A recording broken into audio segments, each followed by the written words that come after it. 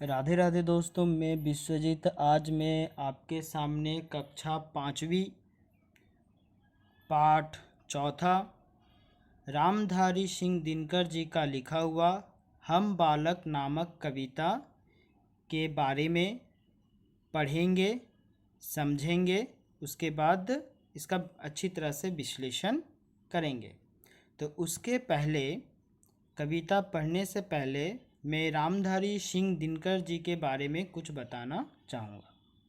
तो रामधारी सिंह दिनकर जी का जन्म बिहार के मुंगेर जिले में सन 1908 ईस्वी में हुआ था।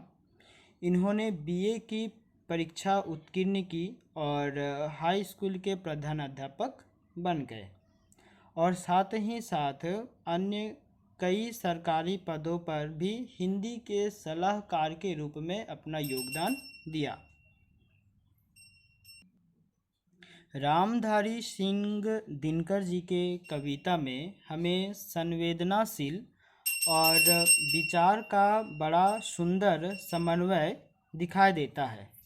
और रामधारी सिंह दिनकर जी का देहांत सन 1978 ईस्वी में हुआ था। आशा करते हैं आपको इतनी जानकारी काफ़ी होगी।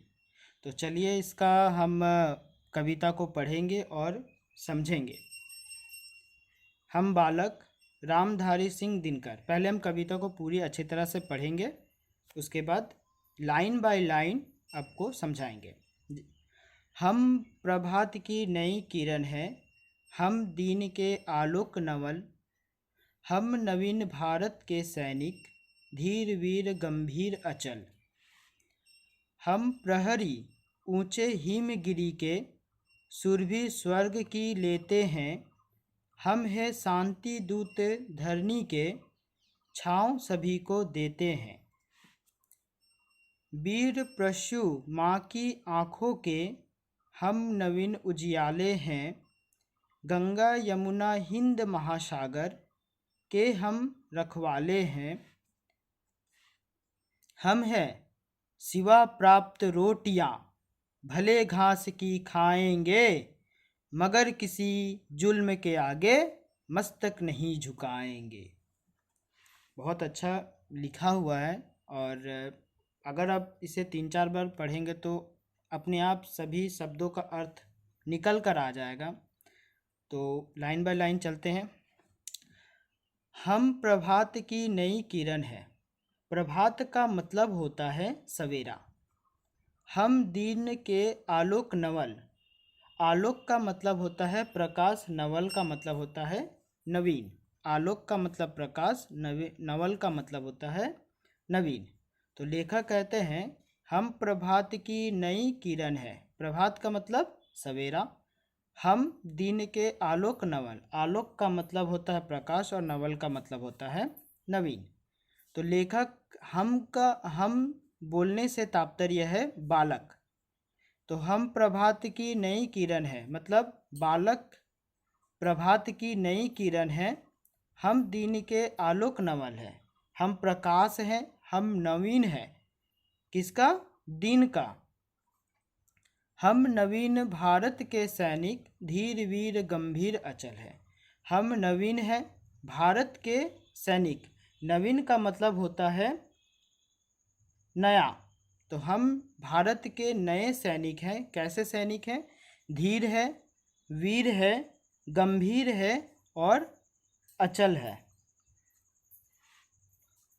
हम प्रहरी ऊंचे हिमगिरी के, सुरभि स्वर्ग की लेते हैं, हम है शांति दूत धरनी के, छाँव सभी को देते हैं।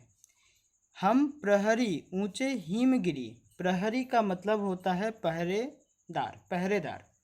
तो हम पहरेदार हैं किसके? ऊंचे हिम। हिम का मतलब होता है बर्फ, गिरी का मतलब होता है पहाड़ या पर्वत। तो हम हिमगिरी के ऊंचे प्रहरी हैं, सुरभि स्वर्ग की लेते हैं। सुरभि का मतलब होता है सुगंध। तो हम सुगंध लेते हैं कहाँ का? स्वर्ग का। हम हैं शांति दूत धरनी की, धरनी के। धरनी का मतलब होता है धरती और शांति दूत मतलब होता है शांति का जो प्रचार करता हो उसे कहते हैं शांति दूत। तो हम हैं शांति दूत धरनी के, धरनी का मतलब धरती, तो हम हैं धरती के शांति दूत, इसीलिए छाँव सभी को देते हैं। वीर प्रशु माँ की आँखों के हम नवीन उजियारे हैं। वीर प्रशु का मतलब होता है वीर प्रशु मतलब होता है कि वीरों को जन्म देने वाली माँ, वीरों को जन्म देने वाली माँ की आँखों के हम नवीन उजियारे हैं। गंगा यमुना हिंद महासागर के हम रखवाले हैं। तो हम बोलते यहाँ पर सैनिकों को समझाया गया है, नवीन बालकों को समझाया गया है, जो आगामी काल बनकर जो देश के लिए मर मिटेंगे, देश के लिए लड़ेंगे, अपने बलिदान देंगे, उसके लिए कहा गया है कि हम वीर प्रशु की माँ के आँखों के हम नवीन उजियारे हैं। इसीलिए हम गंगा यमुना, जो गंगा और यमुना पवित्र नदियाँ हैं, गंगा यमुना हिंद महासागर के हम रखवाले हैं। यहाँ पर छोटे से लेकर बड़े से बड़े जो बच्चे हैं वे सभी क्या हैं, हमारे भारत देश के रखवाले हैं। हम हैं शिव प्रताप रोटियां भले घास की खाएंगे। यहाँ पर लेखक कहना चाहते हैं कि हम हैं शिव प्रताप रोटियां भले घास की खाएंगे। तो हम हैं शिव और प्रताप, शिवा और प्रताप। प्रताप का मतलब होता है महाराणा प्रताप और शिवा का मतलब होता है वीर शिवाजी। हम हैं वीर शिवाजी या महाराणा प्रताप। रोटियां भले घास की खाएंगे, भले ही हम घास से बने हुए रोटियों को खाएंगे, मगर किसी जुल्म के आगे मस्तक नहीं झुकाएंगे। चाहे हमारे देश में कितने भी जुल्म हो, उस जुल्म के आगे अपना कभी मस्तक नहीं झुकाएंगे, चाहे हमारा सिर क्यों ना कट जाए।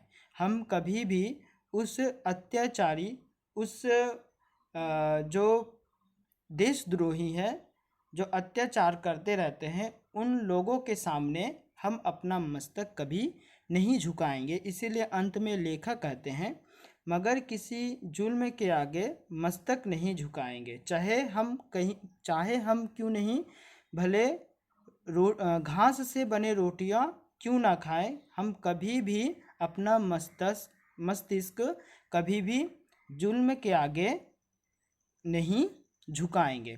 तो आशा करते हैं कि आपको मेरा एक्सप्लेनेशन संक्षिप्त में व्याख्या किया हुआ कविता आप लोगों को समझ में आया होगा। अगर आप लोग नहीं समझ पा रहे हैं तो अपना कमेंट बॉक्स पर मुझे बताएं कि कहाँ आपको समझ में नहीं आ रहा है। तो आशा करते हैं कि आपको यह बात अच्छी तरह से समझ में आ जाएगी। तो वीडियो को अंत तक देखने के लिए धन्यवाद।